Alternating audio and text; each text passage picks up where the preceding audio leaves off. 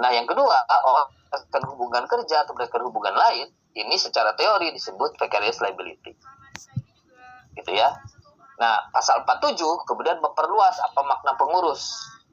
Ya, makna pengurus itu termasuk di dalam pengurus adalah termasuk di dalam pengurus itu adalah orang yang yang memberi perintah, pemegang kendali, penerima manfaat gitu ya, yang berada di dalam ataupun di pengendali korporasi, baik yang ada atau di dalam ataupun di luar korporasi. Jadi ini intinya ingin mengatakan bahwa tidak selalu harus mereka yang berada di dalam struktur korporasi yang bisa dikenakan pertanggungjawaban korporasi ini. Nah, kemudian pasal 48 menarik. Pasal 48 itu dia buat syarat tambahan. Tadi kan sebenarnya syaratnya jika dilakukan oleh pengurus atau dilakukan oleh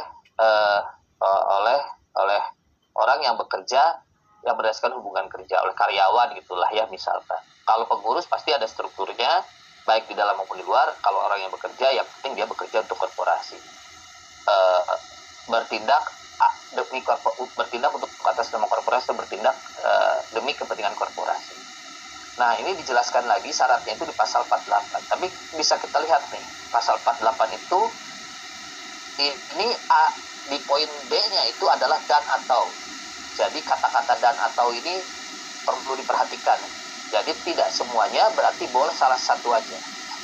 Nah, kalau A dan B termasuk dalam lingkup usaha, ini adalah memang syarat untuk atribusi A dan B ini. Syarat pertama adalah bekerjanya itu tindak pidana yang dilakukan dalam lingkup kerja, scope of employment. Yang kedua adalah tindak pidana itu dilakukan on behalf of the corporation tadi, for the benefit of the corporation. Jadi menguntungkan korporasi. Nah, yang syarat C, D, dan E ini sebenarnya kalau di negara lain ya justru bentuknya bukan syarat. Bentuknya adalah terutama yang D dan E ya. Ini adalah kalau di Amerika ini adalah defense, tapi negatif jadinya, dirumuskan secara negatif. Jadi korporasi dapat tidak bertanggung jawab jika dia telah melakukan langkah-langkah pencegahan. Korporasi bisa lepas dari pertanggungjawaban jika dia telah berusaha untuk mencegah tindak pidana. Jika dia tidak membiarkan tindak pidana terjadi, melakukan langkah-langkah compliance gitu ya, langkah-langkah pencegahan, langkah-langkah penanggulangan. Nah, itu menjadi defense bagi korporasi. Karena sebenarnya begitu A dan B terpenuhi nih, A dan B nya terpenuhi, nah A dan B ini harus dua-duanya, nggak boleh salah satu. Itu kalau di negara lain. Di Indonesia boleh salah satu karena dan atau. Ya, jadi kalau di negara lain ketika bicara soal pertanggungjawaban derivatif itu harus A dan B ini terpenuhi. Nah, kalau A dan B terpenuhi, apakah langsung otomatis korporasi bertanggung jawab? Belum tentu. Korporasi masih diberikan cara untuk defense. Defense-nya itu apa? Defense-nya itu adalah dia nggak menerima, misalkan itu bukan kebijakan dia telah melakukan upaya pencegahan, dia telah melakukan upaya penanggulangan. Yang E. Jadi C, D, E ini kalau di model penal code di Amerika ini adalah defense. Di Indonesia ini adalah syarat tambahan. Syarat tambahan.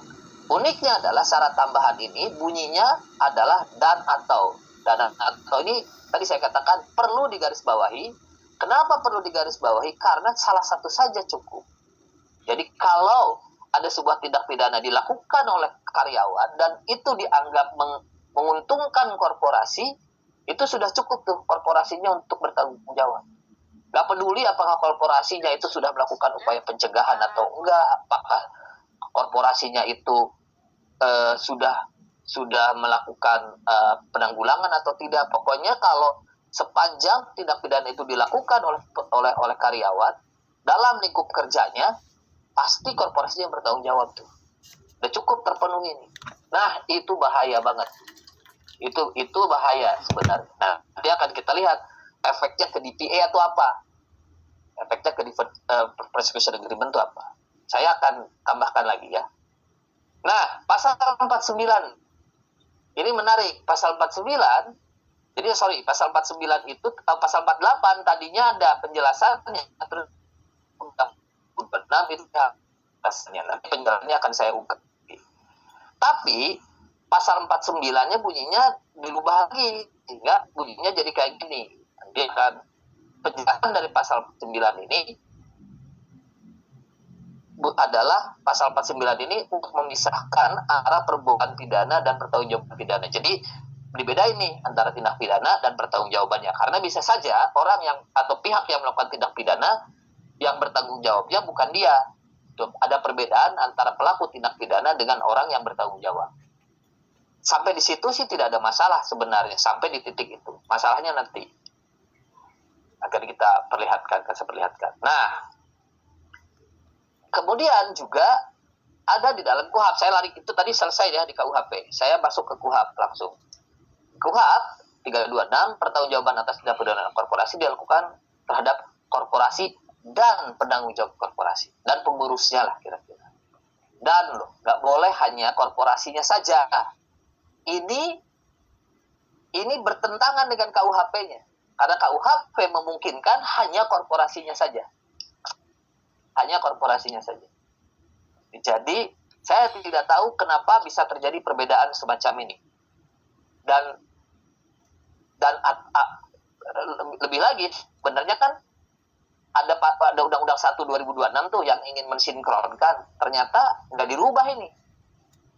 Nggak dirubah di kata dan ini. Padahal keliru kalau harus dua-duanya.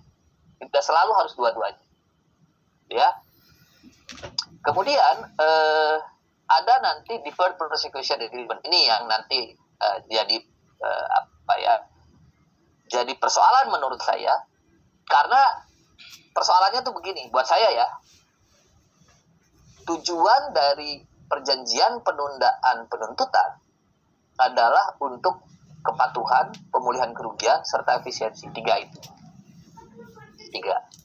Artinya nih, biasanya nih kan, kalau perusahaan itu tidak patuh, perusahaannya awalnya tidak patuh, melakukan tindak pidana, kemudian tidak punya sistem yang baik, terus kemudian dia berjanji, oke, saya akan perbaiki.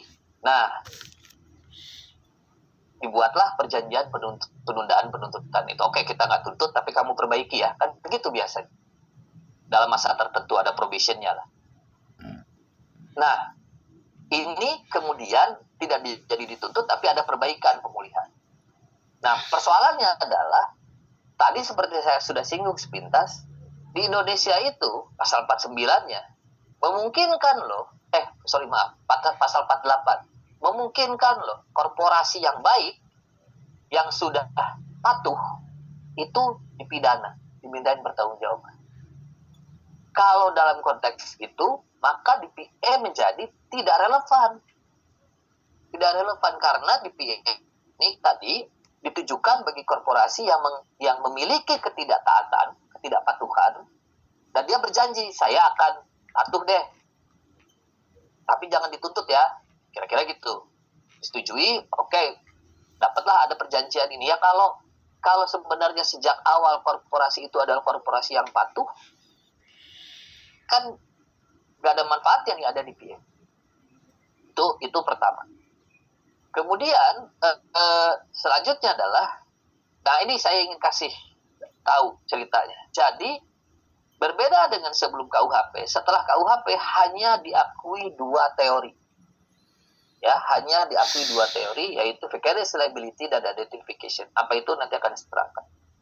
Di sisi lain, kalau kita lihat dari pasal 49 ayat 2 tadi, pengurus dimungkinkan bertanggung jawab atas perbuatan korporasi. Jadi bukan atas perbuatan dia, tapi atas perbuatan korporasi. Korporasi jadi anggap melakukan tindak pidana yang tanggung jawab adalah pengurus. Jadi caranya juga berputar. Ada seseorang melakukan tindak pidana karyawan, itu dianggap sebagai perbuatan korporasi lewat atribusi, berarti ada tindak pidana korporasi. Yang bertanggung jawab adalah pengurusnya. Muter kayak gitu cara. Ini keliru. Kenapa keliru? Ini saya terangkan. Jadi pasal 48 awalnya bilang gini nih. Pasal 48. Mengenai kedudukan tindak pidana dan sifat pertanggungjawaban pidana korporasi terdapat kemungkinan. Ada yang A-nya lewat aja, yang B-nya. Kemungkinannya jadinya korporasi sebagai pelaku tindak pidana, tapi pengurus yang bertanggung jawab. C-nya, korporasi sebagai pelaku pidana dan juga sebagai yang bertanggung jawab. Nah, yang C ini nggak ada masalah. Yang B ini, ternyata yang B ini diadopsi jadi pasal 49. Nah, jadi 49 di ayat 2 yang tadi. Pasal ini hilang nih, pasal 48 ini hilang, tetapi pasal 48, pasal 49-nya jadi bunyi. Jadi apa yang ditulis di pasal 48 itu dinaikkan menjadi pasal 49. Dinaikkan menjadi pasal 49. Jadi korporasinya yang bertanggung jawab itu ayat 1, tapi ayat 2-nya adalah selain korporasi yang bertanggung jawab, juga pengurusnya bertanggung jawab. Tanggung jawabnya itu dikenakan ke pengurus. Nah, ini nih yang menurut saya sama aja dengan pasal 48 poin B dan C tadi yang sudah dihapus. Malah lebih kuat sekarang karena sekarang menjadi bunyi pasal. Nah, penjelasannya adalah penjelasan 49 yang baru ini adalah untuk membedakan antara perbuatan dengan pertanggungjawaban. Tadi menurut saya ini oke, nggak masalah nih. Perlu ada perbuatan dengan pertanggungjawaban. Dibedakan. Kadang dalam konteks korporasi bisa saja pelaku dengan yang bertanggung jawab itu berbeda. Nah, tetapi kalau ada cek di seluruh dunia, hanya ada Indonesia yang mengatur semacam ini. Hanya di Indonesia yang pengaturannya kayak gitu. Jadi kalau di negara lain nih, pembedaan perbuatan dan pertanggung jawab itu adalah jalan satu arah, bukan jalan dua arah. One way traffic dia. Di Indonesia dua arah. Maksudnya apa? Satu arah, dua arah ini. Di luar negeri dimungkinkan memang ada atribusi perbuatan manusia kepada korporasi. Sehingga pelaku pidana manusia, pelakunya adalah manusia tadi, tapi yang bertanggung jawab korporasi. Inilah yang disebut teori vicarious liability atau identification theory. Pelakunya manusia, tapi perbuatannya itu diatribusikan ke korporasi sehingga yang bertanggung jawab korporasi. Arahnya gitu ya, dari manusia manusia pelaku tindak pidananya tanggung jawab korporasi. Di Australia ditambahin. Ini yang paling keren sebenarnya di Australia, ditambahin. Korporasinya yang melakukan tindak pidana, korporasinya yang bertanggung jawab. Jadi tidak lewat atribusi. Oke, ini intermezzonya ya, di luar teori yang lain lah ya. Tapi tadi jalan ini ya, perbuatan manusia dan yang tanggung jawab adalah korporasi. Tapi di luar negeri, di negara lain tidak dimungkinkan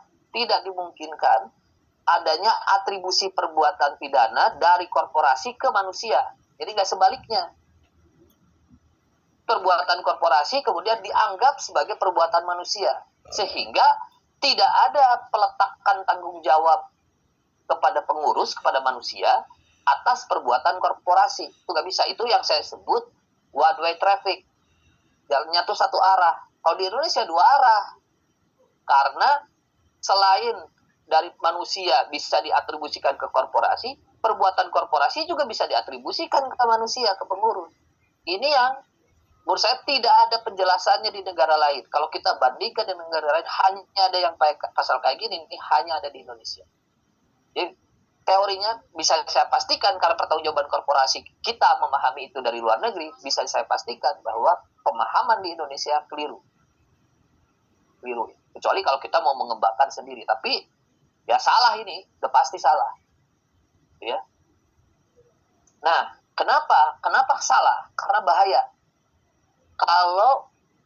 Kenapa saya masih memungkinkan atau masih mendukung lah pertanggungjawaban korporasi, ada pengalihan tanggung jawab dari manusia ke korporasi, karena itu tidak melibatkan penjara tuh.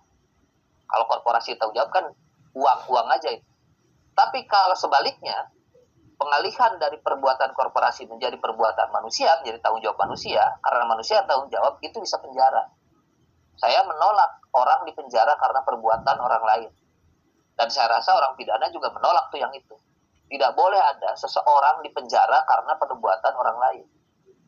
Karena sifat pidana itu asas personalitas ya di dalam pidana. Oke, saya teruskan. Nah, ini yang juga sekarang sebenarnya percuma bicara sekarang ini kayak gini nih. Ketika ada pasal 613. Mati semua pasal pidana di luar undang-undang pidana nih mati, nggak bisa kira gitu, nggak bisa dipakai.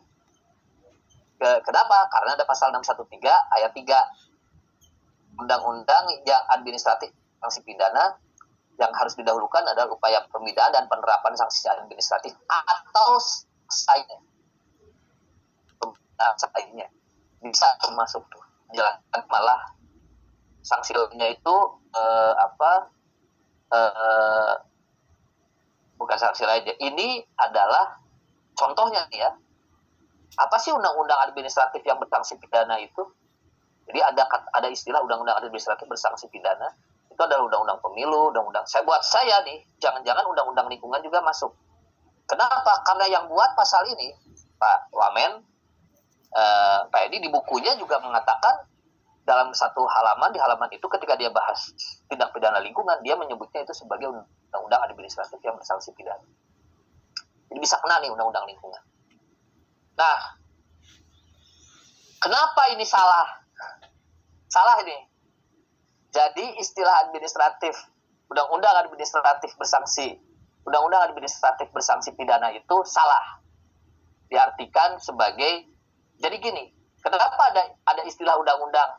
Kenapa sih yang dipakai bukan undang-undang pidana di dalam sanksi pidana di dalam undang-undang non pidana? Berarti bisa akan di undang-undang minerba, di undang kehutanan, di undang-undang lingkungan. Mengapa yang dipilih adalah undang-undang administratif bersanksi pidana? Itu karena mereka menggunakan mengambil istilah, saya ambil dari Pak Muladi, tulisannya Pak Muladi, administratif penal law. Jadi yang mereka gunakan sebagai undang-undang administratif yang bersanksi pidana itu adalah mereka mengambil dari bahasa Inggris administrative penal law. Nah, apa administrative penal law? Ternyata di referensi aslinya administrative penal law itu bukan sanksi pidana di dalam undang-undang administratif, bukan. Tadi ya undang-undang administratif bersanksi pidana, bukan itu loh. Aslinya adalah Das Verwaltungsstrafrecht, ini tulisan dari James Goldsmith tahun 1902. Ada lagi tahun 89, ini proceeding ahli-ahli pidana. Mengatakan bahwa dalam konteks administratif penal cases, berarti administratif penal law tadi, sanksi dijatuhkan by administrative agencies or by other non-judicial bodies. Nah, kalau sanksi administratif dijatuhkan, kalau sebuah sanksi ya dijatuhkan oleh pejabat administratif dan bukan oleh pengadilan, itu namanya sanksi administratif, bukan sanksi pidana. Dan itulah yang ditulis oleh James Goldsmith tahun 1902 dalam Verwaltungsstrafrecht. Verwaltungsstrafrecht ini kalau diterjemahkan dalam bahasa Inggris namanya administrative criminal law atau administrative penal law. Tapi yang dimaksud oleh Goldsmith, oleh para ahli pidana di Eropa dengan istilah administratif dan tetapi undang administratif yang sifatnya menghukum. Apa dikatakan sanksi administratif? Karena sanksi ini tidak diberikan oleh pengadilan. Sanksi ini diberikan oleh pejabat administratif. Jadi artinya nih, yang dalam undang-undang lingkungan pasal itu orang Eropa akan menyebutnya tidak sebagai administratif penal law, ya udah criminal law aja, itu criminal sanction, criminal provision, menyebutnya sebagai administratif penal law. Jadi kekeliruan menurut saya kekeliruan fatal terjemahan ini. Itu adalah yang parahnya adalah itu membentang invasi. Jadi jelas di bukunya bilang undang-undang administratif yang bersanksi pidana itu sanksinya jangan pidana dulu, karena pidana diusahakan sebagai upaya terakhir. Dia sebut tuh kalau di buku Jayadi Haris sebagai ultimum remedium. Kalau Pak Muladi menyebutnya sebagai the last effort, gitu ya. Ya sama lah ultimum remedium. Nah, saya coba secara konseptual ini bermasalah. Kenapa kalau ultimum remedium? Kalau menurut Douglas Husserl itu terjadinya bukan di level implementasi hukum, tapi di level pembuatan undang-undang. Jadi yang menerapkan ultimum remedium itu adalah pembuat undang-undang. Ketika dia mau menyusun undang-undang, menyusun tindak pidana, ini kalau orang melakukan illegal logging dipidana atau enggak ya? Nah, diterapkanlah tuh ultimum remedium di situ. Kalau si pembuat undang-undang menentukan bahwa mengambil tambang, mengambil hutan tanpa izin itu adalah pidana, ya sudah dipidana. Tidak kemudian diberikan kewenangan diskresi bagi penegak hukum untuk tidak menerapkan sanksi pidananya. Itu menurut Douglas Husserl. Jadi jika UU sudah menentukan bahwa perbuatan dikasih sanksi pidana, maka tidak ada alasan untuk tidak menerapkannya. Harus diterapkan tuh. Nah, di Indonesia pasal 613 justru dikasih alasan untuk tidak menerapkan sanksi pidana. Serem loh ini. Ini adalah pemberian diskresi besar sekali kepada aparat penegak hukum. Ujungnya apa? Ujungnya adalah ketidakpastian hukum. Dan yang kedua, diskresi yang besar itu kalau rumus korupsi itu kan korupsi sama dengan monopoli plus diskresi kurangnya akuntabilitas atau transparansi. Makin besar diskresi, makin mungkin korupsi. Itu kan serem jadinya kalau kayak gitu. Dan harusnya tidak dalam bentuk diskresi kayak gini. Lagi pula nih, salah nih, di teori manapun soal ultimum remedium, pidana itu dilakukan di terakhir, itu karena sifatnya, sifat perbuatannya. Ini bisa dipidana, perlu dipidana atau enggak ya. Bukan karena di mana letak pasal itu, letak perbuatan tersebut diatur di dalam criminal code atau di luar criminal code, itu enggak ngaruh tuh. Di banyak negara di Eropa, banyak loh undang-undang pidananya itu tidak diatur di criminal code-nya. Banyak yang di lingkungan di kasus di undang-undang lingkungannya, kok di Cina segala macam. Itu tidak menyebabkan pasal pidana di dalam undang-undang sektoral ini, ya, yang undang-undang non pidana ini menjadi tidak bisa dipakai. Kan itu urusannya gitu ya, untuk menerapkan ultimum remedium harus dilihat sifatnya, bukan di mana letak undang-undang itu, letak ketentuan itu diatur di undang-undang pidana atau di luar undang-undang pidana. Keliru nih pasal 613, sangat fatal kekeliruan dan berbahaya. Baik, saya lanjutkan ke teori pertanggungjawaban. Tadi saya sudah menyebutkan bahwa undang-undang lingkungan, undang-undang KUHP mereformasi, mengubah pertanggungjawaban korporasi dengan hanya menjadi dua. Jadi teorinya itu hanya vicarious liability dan identification teori. Ini adalah teori pertanggungjawaban turunan atau derivatif. Maksudnya apa? Kenapa disebut derivatif? Karena pertanggungjawaban korporasi adalah hanya ada jika ada perbuatan pidana oleh manusia. Jadi manusia itu bisa karyawan, itu berarti vicarious liability, atau pengurus, itu disebut identification.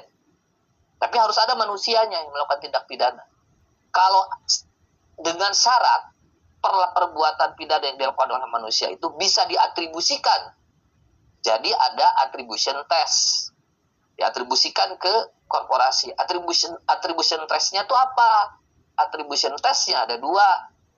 Bahwa perbuatan itu dilakukan dalam lingkup kerja, scope of employment, dan on behalf of the corporation, untuk kepentingan korporasi. Dua itu harus terpenuhi. Kalau terpenuhi dua syarat itu, maka terjadilah atribusi. Derivatif itu tadinya turunan. Dipindahin dari manusia, actus reusnya itu dari si manusia pelaku bergerak menjadi actus reus dan mens rea dari korporasi. Pindah tuh actus reus dan mens reanya. Kalau syarat atribusinya terpenuhi. Syarat atribusinya itu dua tadi ya. Ingat-ingat dilakukan dalam scope of employment dan on behalf of corporation. Dua ini. Terpenuhi syarat ini, maka tadi terpenuhi syarat atribusi ini, maka actus reus dan mens rea yang dilakukan oleh orang berpindah menjadi actus reus dan mens reanya korporasi. Nah, ada teori lain sebenarnya di luar itu, dan biasanya di dalam buku-buku textbook di Indonesia diakui loh teori ini. Teori apa itu? Teori karena corporate fault. Terutama agregasi, saya lewat dulu ya, yang terutama adalah model organisasi. Model organisasi. Nah, agregasi nanti, sebenarnya agregasi ini berada di tengah antara teori yang derivatif dengan teori corporate fault. Jadi, ketika awalnya orang meminta pertanggungjawaban korporasi itu berdasarkan teori derivatif, sebelum bergerak menjadi pertanggungjawaban secara kolektif, corporate fault ini, di tengah-tengahnya ada namanya teori agregasi. Nanti akan kita bahas satu-satu. Nah, kita bahas dulu. Jadi ini ya, scope of employment, terus kemudian ada apa, for the benefit of the corporation, 2 syarat itu terpenuhi, maka berubahlah. Jadi yang gini ini. Nah, ada perbuatan manusia itu kemudian dilihat si manusianya itu bisa karyawan atau bisa pengurus, gitu ya. Dilihat syarat atribusinya terpenuhi enggak, scope of employment terpenuhi enggak, terus kemudian on behalf of, dan yang tadi di pasal 49 justru bisa pilih salah satu, itu salah banget, harus. Nah, kemudian kalau atribusi terpenuhi, maka actus reus dan mens rea dari pelaku manusia dianggap sebagai actus reus dan mens reanya korporasi. Pindah tuh actus reus. Nah, karena dia menjadi actus reus dan mens rea korporasi kemudian bertanggung jawab. Itu ya, yang teori dari baik yang vicarious maupun yang identificative. Apa persoalan? Persoalannya adalah dia over inclusive. Over inclusive itu apa? Pokoknya ketika syarat atribusi sudah dipenuhi, maka korporasinya pasti akan bertanggung jawab. Tidak lagi melihat apakah korporasi ini sudah melakukan upaya-upaya pencegahan atau enggak. Jadi nggak peduli korporasinya di korporasi yang bagus atau korporasi yang jelek, yang tidak taat. Begitu terpenuhi syarat atribusinya, dia yang bertanggung jawab. Korporasi yang bertanggung jawab. Itu over inclusive. Nah, karena itulah di Amerika digunakanlah cara untuk menghaluskan ini karena ini nggak fair, dan banyak masalah lah dari sini. Kemudian dibuatlah tadi model penal code. Di dalam model penal code itulah dimungkinkan korporasi lepas dari pertanggungjawaban jika dia bisa menunjukkan bahwa dia adalah perusahaan yang baik. Berbeda dari apa yang ditulis di model penal code, korporasi yang baik ini justru dipindahkan di Indonesia, diadopsi sebagai pasal 48 tadi. Menjadi syarat tambahan, tapi dalam konteks positif ya, bukan negatif. Jadi kalau korporasinya, negatif berarti kalau korporasinya tidak melakukan upaya-upaya yang baik, yang mencegah, upaya pengawasan, penanggulangan, nah itu dia bisa menjadi syarat tuh bagi pemidanaan korporasi. Nah, tapi persoalannya adalah tadi pasal 49 itu syaratnya adalah bukan kumulatif, dia alternatif. Karena alternatif, maka bisa saja itu tidak digunakan oleh jaksa, dan itu berbahaya. Itu ya over inclusive jadinya masalahnya. Kalau over inclusive percuma ada IPA tadi nanti. Nah, ada lagi persoalan kedua. Persoalan kedua adalah under inclusive. Under inclusive itu apa? Bagaimana kalau manusia pelakunya itu tidak diketahui? Mungkin kok bisa banyak dalam kasus lingkungan. Kebakaran lahan itu seringkali tidak, dalam semua kasus yang masuk ke pengadilan, tidak diketahui siapa pembakarnya. Yang kita tahu adalah perusahaan ini lahannya terbakar. Dan itu dianggap tindak pidana. Kenapa? Karena perusahaan dianggap tidak memiliki sarana dan prasarana, tidak memiliki kebijakan yang baik. Itu kan bukan yang disasar adalah perilaku perusahaannya, bukan perilaku manusianya. Gitu ya. Jadi ini under inklusif nih kalau dalam banyak kasus pelaku tindak pidananya tidak diketahui. Ini kan berarti kan kalau vicarious liability atau identification harus diketahui. Harus ada perintah dari atasan kalau si pengurusnya ingin pakai teori identifikasi, atau ya pakai vicarious liability, ya berarti si orang karyawannya ini yang melakukan tindak pidana. Setelah itu tidak ada, itu berarti bisa jadi tidak ada itu bentuk orangnya memang tidak ada, atau ada si orangnya tetapi tidak lengkap nih actus reus dan mens reanya. Jadi hanya actus reusnya aja, mens reanya nggak ada atau mens reanya sebagian. Nah itu tidak bisa dipidana tuh jadinya si under inklusif ini. Nah untuk yang under inklusif terkait mens rea di Amerika model penal code, kasus di Amerika kemudian masuk dalam penal code, kalau model penal code kalau saya tidak salah, itu mengetengahkan teori agregasi.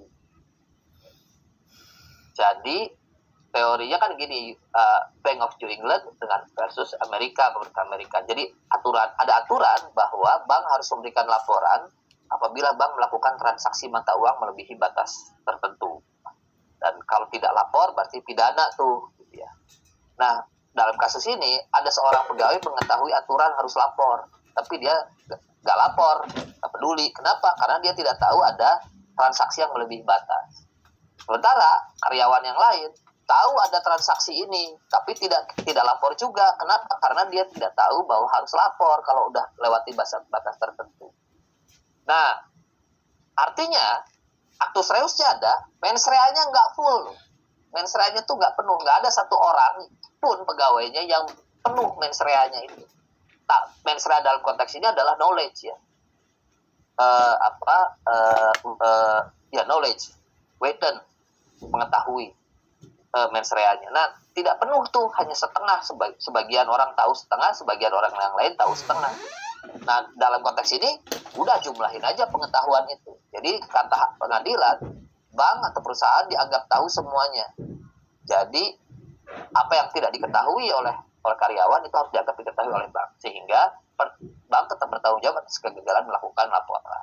Nah, inilah cikal bakal teori agregasi. Berguna untuk menangani persoalan under inklusif tadi. Karena kan kalau mens reanya setengah kayak gini masih bisa nih dijumlahin. Tapi mens rea ini penjumlahan ini hanya berlaku di Amerika, di Inggris ditolak. Dan yang lebih penting sebenarnya, yang dijumlahkan itu kan kalau si mens reanya itu adalah weten, nggak mungkin kehendak dijumlahkan. Ya.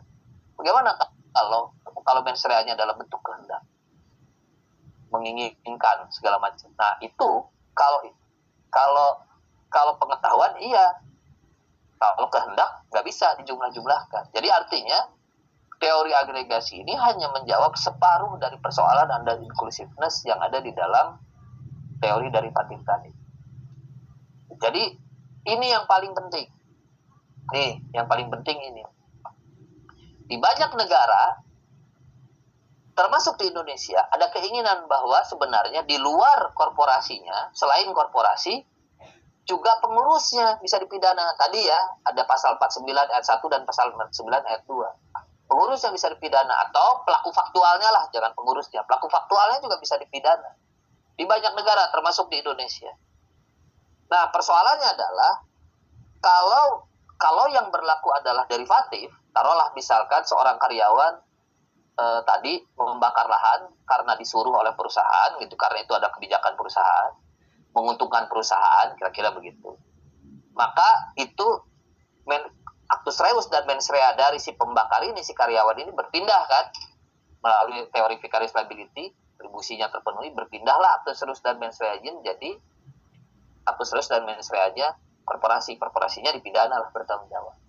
Nah sekarang pertanyaannya, atas dasar apa nih si orang pelaku pembakar ini dipidana juga? Kan nggak ada dasarnya, karena actus reus dan mens reanya udah pindah menjadi actus reus dan mens reanya korporasi. Ini paling bahaya sebenarnya dari teori derivatif ini. Ini yang paling melemahkan. Jadi dasarnya apa lagi? Kan nggak mungkin juga dia memidana orang dua kali jadinya. Sebagai bagian dari korporasi dan juga sebagai orang itu sendiri. Nggak boleh kayak gitu. Gitu ya. Jadi pertanyaan ini nggak kejawab, nggak ada obatnya di teori pertanggungjawaban berdasarkan derivatif itu. Jadi kalau derivatif berarti harus milih yang tanggung jawab korporasinya. Orangnya gimana? Pelaku faktualnya. Ya nggak bisa dimintain pertanggungjawaban karena actus reus dan mens rea-nya sudah dianggap menjadi actus reus dan mens rea-nya korporasi. Itu menurut saya ya. Nah, jadi itu namanya kalau kita korporasinya juga dan individunya juga dipidana dalam konteks vicarious liability, maka itu namanya duplicative liability, pertanggungjawaban ganda, dan nggak mungkin sebenarnya ya diterapkan. Nah, inilah obatnya ada di mana? Obatnya adalah ada di, ini saya lewat aja, ada di pertanggungjawaban corporate fault sebenarnya. Itu sayangnya itu diabaikan oleh KUHP. Tapi saya sebelum itu saya ada persoalan tambahan. Tadi ya sebenarnya ada persoalan dari derivatif ini, persoalan terhadap corporate successor criminal liability, merger atau pembubaran. Nih, contohnya gini. Nih, ada sebuah tindak pidana dilakukan oleh X. Taruhlah syarat atribusinya terpenuhi sehingga itu perbuatan X itu menjadi perbuatan korporasi A. Kemudian ini sebelum diadili ya, si A ini merger dengan B, membentuk C. Ya, ini dalam konteks merger, dalam konteks pecah juga sama sebenarnya. Pertanyaannya, apakah C dapat dimintakan pertanggungjawaban berdasarkan vicarious liability gitu ya atas perbuatan X? Apakah perbuatan X dapat diatribusikan ke C? Kalau dilihat dari gambar ini nggak bisa loh. Karena perbuatan X ini hanya bisa diatribusikan pada A. Pada C ya nggak bisa gitu. C-nya juga belum ada ketika dia melakukan tindak pidana. Jadi ini bermasalah dia menurut saya pertanggungjawaban vicarious liability. Kalau di negara lain kayak gimana sih konteks itu? Sebenarnya bisa, ada teorinya lah. Salah satunya adalah ada kemiripan, ada ada keberlanjutan sifat dari korporasi ini. Jadi si C ini masih mengandung sifat korporasi A. Nah, teori itu menurut saya lebih cocok diterapkan jika teori yang teori pertanggungjawaban korporasi yang diterapkan bukan vicarious liability atau identification, tapi corporate fault. Jadi kesalahan si A ini dianggap juga adalah kesalahan si C. Corporate fault tuh. Kira-kira begitu. Tanpa ada atribusi. Nah, sekarang nih tadi DPA lah, ini DPA sudah ya. Nah, apa saja nih? Ini obatnya sebenarnya, obat dari persoalan yang kita temui di pertanggungjawaban derivatif. Obat ini sayangnya sudah tidak bisa lagi dipakai sejak KUHP. Obatnya apa? Organizational model, teori tentang corporate fault. Korporasi itu bertanggung jawab karena kesalahan korporasi sendiri.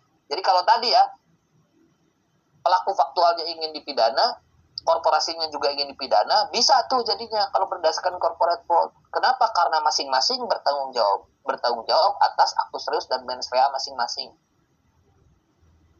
Gitu loh. Korporasi bertanggung jawab karena kebijakannya, karena karena ada budaya dalam korporasi yang mengizinkan atau mendorong atau bahkan memaksa terjadinya pelanggaran.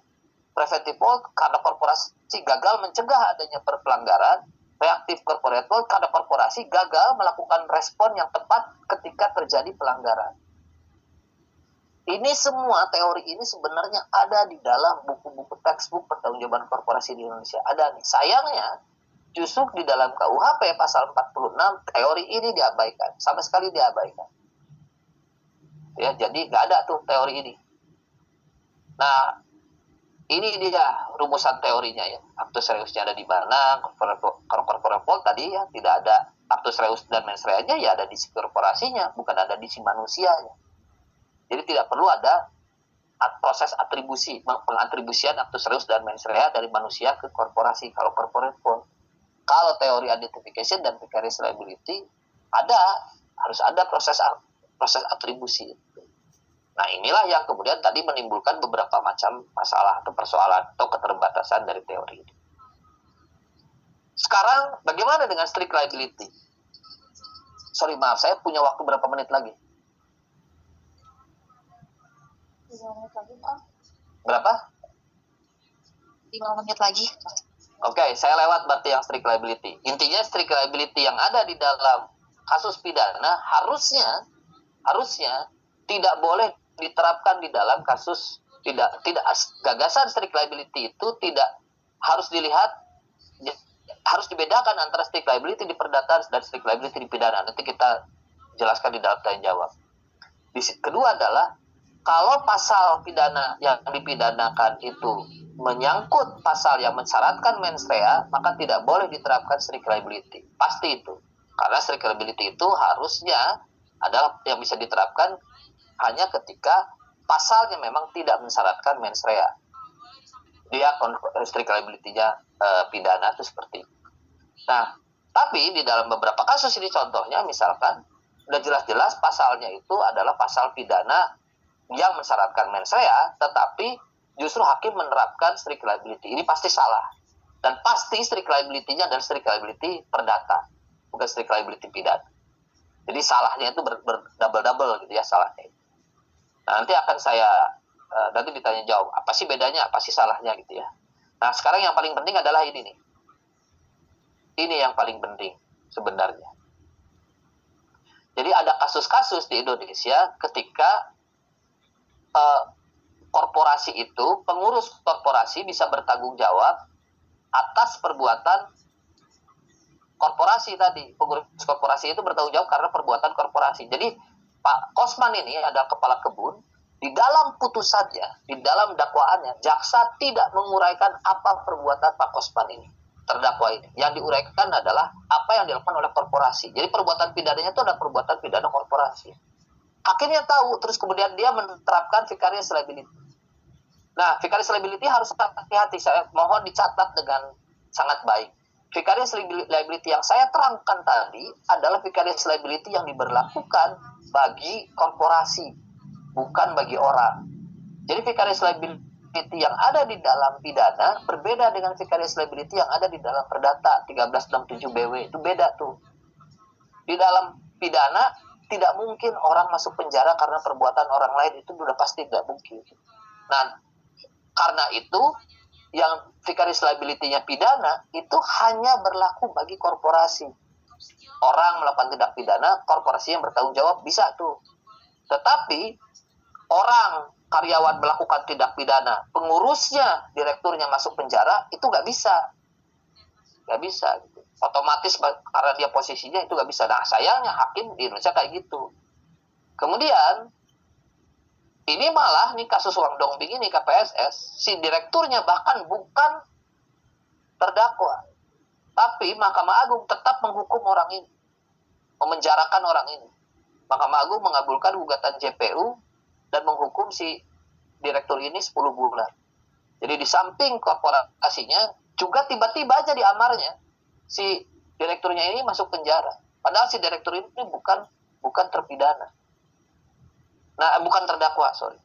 Nah, kenapa ada semacam ini? Karena tadi dianggap sepertinya pengurus korporasi dengan korporasi itu adalah subjek hukum yang sama. Nah, ini nih kritik saya bagi undang-undang KUHP, bagi undang-undang yang ada, bagi semua buku textbook tentang pertanggungjawaban korporasi di Indonesia. Banyaklah mayoritas. Ini kekeliruannya. Kekeliruan terbesarnya ada di sini sebenarnya. Kenapa? Karena kita nih di Indonesia ketika menjelaskan pertanggungjawaban korporasi tidak dijelaskan bahwa pertanggungjawaban korporasi itu hanya untuk korporasi. Dia berbeda dengan pertanggungjawaban untuk pengurus. Jadi tidak boleh menggunakan teori pertanggungjawaban korporasi untuk memidana pengurus, nggak boleh. Lalu untuk pengurus bagaimana pertanggungjawabannya? Ya, pertama dia harus jadi terdakwa gitu ya. Yang tentu saja dia harus jadi terdakwa, tapi kemudian dia bertanggung jawab atas perbuatan siapa? Dia bertanggung jawab atas perbuatan dirinya sendiri, bukan dia tidak bertanggung jawab atas perbuatan orang lain. Ingat ya, orang tidak bisa masuk penjara karena perbuatan pidana orang lain. Jadi harus perbuatan dia, harus ada kontribusinya. Nah, secara teori kontribusinya itu sebenarnya bisa dibagi 3. Pertama, karena dia melakukan perbuatan langsung, dia memang pelakunya, si pengurus itu. Kedua adalah karena accessorial ability, karena partisipasi, turut serta kalau di Indonesia, membantu, menyuruh, membujuk gitu ya, karena turut serta. Nah, yang ketiga, ini yang ada di Amerika yang disebut sebagai responsible corporate officer.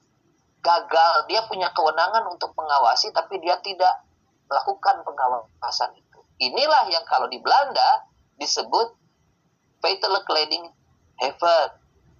Orang yang punya, mana dia nih? Feitelijkleding Haven gegeven. Orang yang memimpin tindak pidana.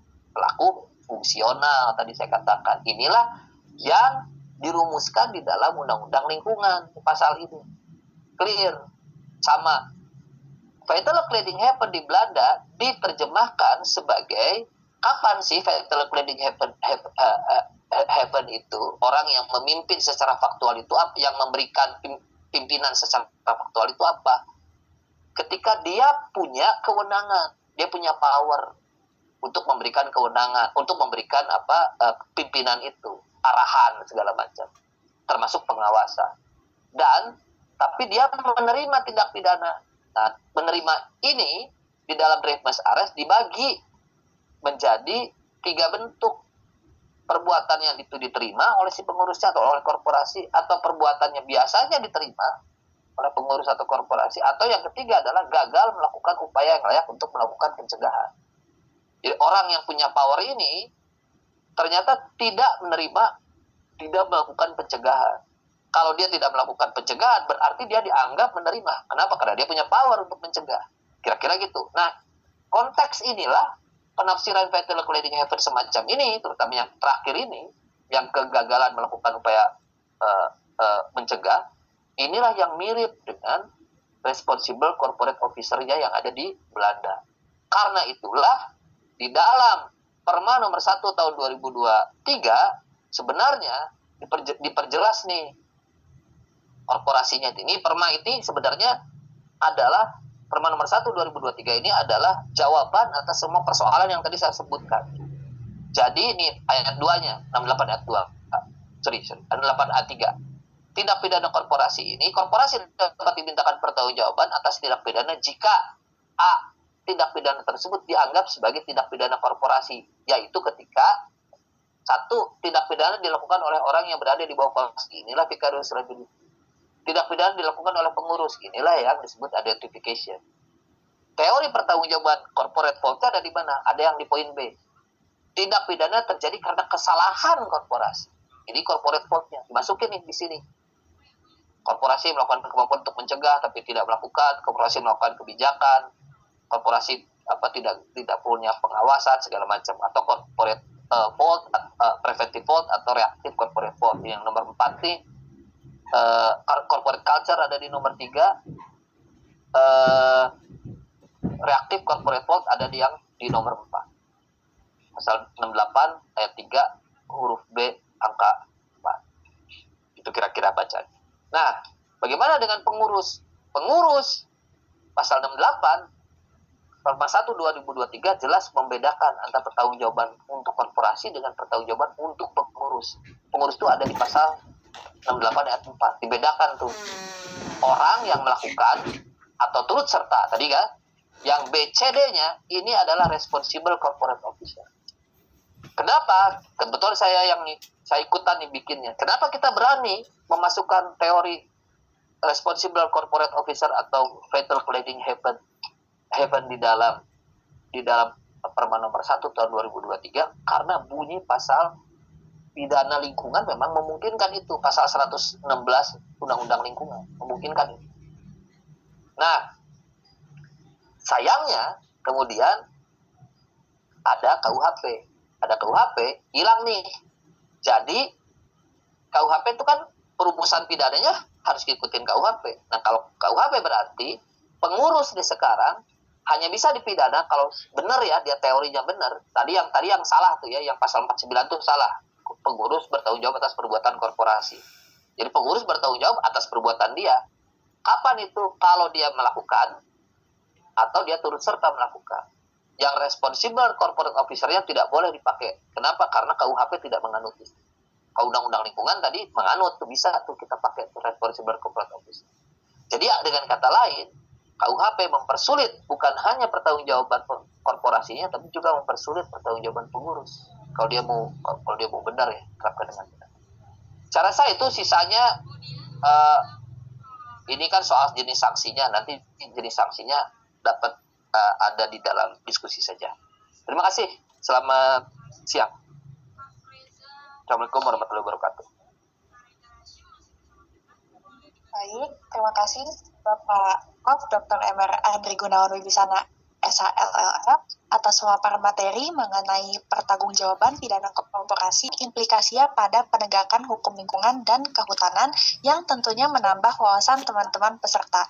Selanjutnya, untuk mempertajam pemahaman terkait materi yang disampaikan, kita akan beralih ke sesi tanya-jawab. Izinkan saya untuk mengingatkan kembali kepada Abang, Mbak, dan teman-teman peserta yang ingin bertanya. Saya sebelum menjawab pertanyaan Magdalena, apa sih tujuan kita memidana korporasi? Apa tujuan? Tujuannya bagi saya adalah agar pertama si korporasi ini menjadi korporasi. Pertama adalah menjamin ada kecukupan uang. Ini soal uang nih. Jadi mencari di per pocket. Karena ini kan soal uang ya, bukan soal penjara kan kita. Kok soal penjara, ngapain kita ngomongin pertanggungjawaban korporasi? Berarti salah tuh. Jadi ini soal uang nih. Jadi kita mencari di per pocket. Kedua, dan ini yang sebenarnya tidak kalah penting adalah kenapa kita juga memidana korporasi? Karena kita ingin agar kalau kita percaya atau kita meyakini bahwa kalau seseorang terekspos dengan liability, maka dia akan lebih hati-hati. Jadi kalau kita ingin agar korporasi menjadi korporasi yang diinginkan oleh Magdalena tadi, baik segala macam, tidak terlibat, korporasinya punya sistem yang bagus, pengawasan yang bagus, punya compliance program yang bagus, maka dia harus terekspos dengan pertanggungjawaban. Itu tujuannya. Nah, jadi gimana caranya? Ya, diekspos lah liability-nya. Dan upaya untuk mengekspos, untuk membuat dia tidak bisa dipidana, termasuk DPA dalam konteks ini, sebenarnya berpotensi mengurangi insentif si korporasi untuk bertindak benar.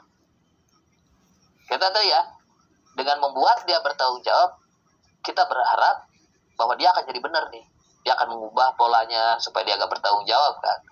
Supaya dia nggak kena pidana, dia hati-hati melakukan perbuatannya. Nah, kalau saya tahu bahwa saya tidak akan bertanggung jawab, ya saya ngapain hati-hati. Gitu. Nah, jangan sampai di PA atau program apapun itu, termasuk sebenarnya pasal 613, dekriminalisasi, jangan sampai menghilangkan insentif orang untuk bertindak hati-hati atau korporasi untuk bertindak hati-hati. Nah, kalau pertanyaannya terus gimana supaya dia tidak dalam konteks DPA deh? Gimana supaya DPA yang dibuat itu tidak terjebak, justru menjadi upaya untuk menyelamatkan korporasi yang pada akhirnya adalah semata-mata untuk menyelamatkan korporasi dan nggak peduli apa korporasi punya program apa enggak, karena tadi hati-hati gitu, harusnya kan hati-hati. Nah, supaya tidak menghilangkan insentif itu, gimana caranya? Ya, yang menjadi perhatian adalah compliance program. Ini termasuk ke dalam sanksinya tadi, nanti sanksi tambahan kayak atau masuk ke dalam perjanjian di dalam DPA kayak itu yang diperhatikan. Compliance program ini yang menjadi ukurannya. Diawasi compliance program itu. Diawasi kebijakan korporasinya itu diawasi. Apakah korporasinya sudah misalkan punya sistem pengawasan yang benar apa enggak, punya sistem kalau dalam konteks lingkungan punya sistem misalkan pencegahan kebakaran apa enggak, punya sistem instalasi pengolahan air limbah yang baik atau enggak, itu yang diawasi. Kalau itunya tidak ada, sistem mekanisme pengawasannya tidak ada, tidak jelas siapa yang bertanggung jawab, itu harus ada. Siapa yang bertanggung jawab di training, harus diperhatikan, harus dipastikan bahwa orang-orang yang bekerja di bagian itu, compliance, itu adalah orang-orang yang terlatih, harus ada training. Nah, itu yang harusnya diperhatikan. di dalam pertanggungjawaban korporasi. Termasuk skema DPA gitu, itu yang kayak gitu ke sana arah. Begitu Magdalena. Semoga menjawab. Bertanya Prof tadi terkait dengan materi yang Prof sempat jelaskan. Prof sempat membahas mengenai apabila korporasi itu melakukan merger, jadi ada atribusi dari pelaku faktual, sebut saja X. Kemudian X ini diatribusikan ke korporasi A. Korporasi A merger ke korporasi B yang menghasilkan suatu korporasi C seperti itu. Dan Prof menyatakan bahwa sebenarnya yang bisa dipertanggungjawabkan, diatribusikan dalam konteks itu ketika memang pertanggungjawabannya itu menggunakan corporate fault. Tetapi sepengetahuan saya, Prof, di Indonesia ini kan KUHP nasional kita itu kan tidak menganut corporate fault ya, tapi hanya menganut derivative theory, identification, dan juga misalnya vicarious liability. Pertanyaan saya adalah, apakah dalam Indonesia berarti bisa diterapkan skema tersebut? Karena kan skema tersebut hanya berlaku kata Prof itu corporate fault, tapi di Indonesia tidak menganut corporate fault gitu, sehingga meskipun ada merger, pelaku faktual itu tetap bisa dipidana seperti itu, Prof. Iya, ya. Digugatlah KUHP jadi paling gampang sebenarnya. Itu yang pertama ya. Kedua, ya sebenarnya kalau mau berarti si aparatnya begitu dia mendeteksi pelanggaran harus segera diadili itu si A-nya itu. Jangan sampai dia merger duluan. Karena kalau dia merger duluan, si C ini jadi tidak bisa tuh dia perbuatan X diatribusikan ke C tadi, itu kan terlalu jauh, benar kan? Terlalu jauh tuh. Jadi dia harus mau tidak mau memang harus sesegera mungkin si penegak hukum melakukan penegakan hukum, penjatuhan sanksi sebelum merger. Kalau sebelum merger si A sudah dihukum, maka ketika dia merger, saya menanggung pertanggungjawaban itu. Itu ada di Undang-Undang PT. Ketika perusahaan itu bergabung atau pisah, maka perusahaan yang baru itu tanggung jawab dari perusahaan lama itu melekat ke perusahaan baru. Gitu kan. Tapi kalau kasusnya belum diputus gimana? Kan nggak bisa tuh si C perusahaan baru itu menjadi bertanggung jawab atas perbuatan X. Gitu. Nggak bisa tuh. Tapi si C bertanggung jawab atas perbuatan A bisa. Makanya saya bilang corporate fault itu penting. Sayangnya corporate fault tidak diadopsi di dalam KUHP. Jadi ya nggak ada obat ini sebenarnya. Makanya itu kritik saya ini, kritik gak ada obat ini. Ya itu menunjukkan bagaimana kekeliruan dari atau kelemahan dari formulasi yang perumusan pertanggungjawaban korporasi yang dipilih oleh KUHP. Bukan saya nggak ikutan bikinnya. Ya, terima kasih, Prof. Yuk.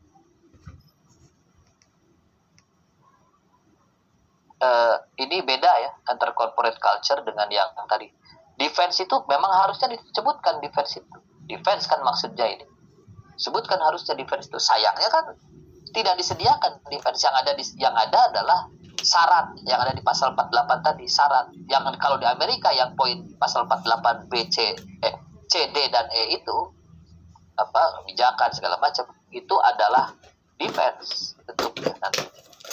Di Indonesia menjadi syarat, dan syaratnya itu tadi saya katakan pilihan, dia bukan kumulatif tapi dia pilihan. Itu si syarat yang ada di pasal 48 itu. Jadi buruk nih, memang perumusannya buruk. Nah, sehingga bisa saja korporasi yang baik itu bisa dipidana. Ada defense-nya nggak? Nggak ada, sayang. Nggak ada defense. Alat penghapus segala macam itu kan sudah dibahas tuh. Sebenarnya sih ada di tulisan saya. Jadi alasan untuk saya lupa di ininya, tanggung jawab untuk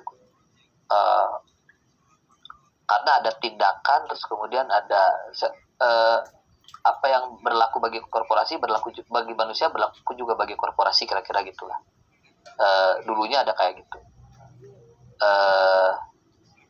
di dalam konteks hukuman, tapi bukan dalam konteks defense. Dan jadi buat saya sih sebenarnya persoalannya bukan di corporate culture-nya. Memang harusnya ada di dalam undang-undang defense itu. Defense ini tidak disediakan loh di dalam undang-undang. Nah, itu yang ya kelemahan lain gitu kan dari undang-undang ini. Ya cuma dia ada sih kata-kata seingat saya tuh alasan-alasan untuk orang juga diberlakukan bisa bagi untuk korporasi. Ada beberapa yang kayak gitu kata-katanya, lengkapnya perlu dibaca lagi. Tapi yang tadi yang alasan corporate culture bahwa dia sudah melakukan tindakan-tindakan pencegahan, bahwa dia adalah korporasi yang baik, punya compliance program, itu justru tidak dimasukkan sebagai defense di Indonesia. Sayang, tidak ditulis sebagai defense. Begitu. Menyatakan bahwa sebenarnya dalam KUHP 1 2023 itu korporasi yang dimaksud adalah juga yang bukan berbadan hukum kan, artinya ada CV dan lain-lain. Nah, saya menanyakan, kalau dari yang tadi disampaikan, sanksi yang dikenakan adalah berupa denda kalau tidak salah ya, diberikan beberapa sekian gitu. Nah, kalau untuk pelaksanaan eksekusi dari korporasi yang bukan PT, bukan badan hukum, itu bagaimana eksekusinya, Prof? Kan kalau tidak salah, misalnya CV kan bukan persekutuan modal kan, artinya dia tidak memiliki kekayaan terpisah dari korporasinya. Nah, itu bagaimana nantinya pelaksanaan dari eksekusi sanksinya, Prof? Soal sanksinya denda, itu bagaimana korporasi berupa CV itu untuk melaksanakan denda itu.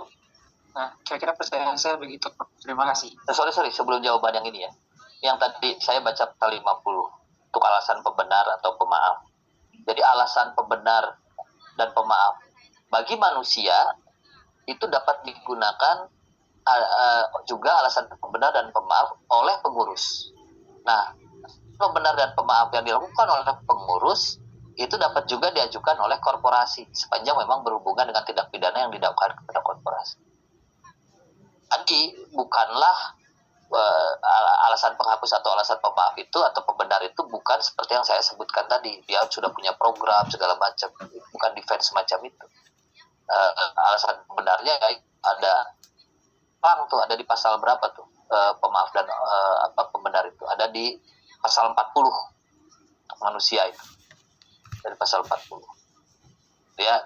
Nah, sekarang bagaimana jawab pertanyaanmu nih, bagaimana menjalankan hukuman bagi korporasi yang bukan badan hukum. Nah, persoalannya ini sebenarnya ada perdebatan. Kalau Anda tanya kepada teman-teman di hukum ekonomi, mereka sebenarnya menolak non badan hukum dijadikan subjek hukum pidana. Nolak. Karena yang subjek hukum itu adalah yang badan hukum. Kenapa? Karena badan hukum itu yang punya harta, itu kira-kira gitu ya. Karena ada pemisahan harta. Kalau non badan hukum kan tidak ada pemisahan harta. Itu sehingga secara hukum dia bukan subjek hukum. Gitu. Nah, ini sebenarnya untuk yang non badan hukum ini perdebatan dari sisi itu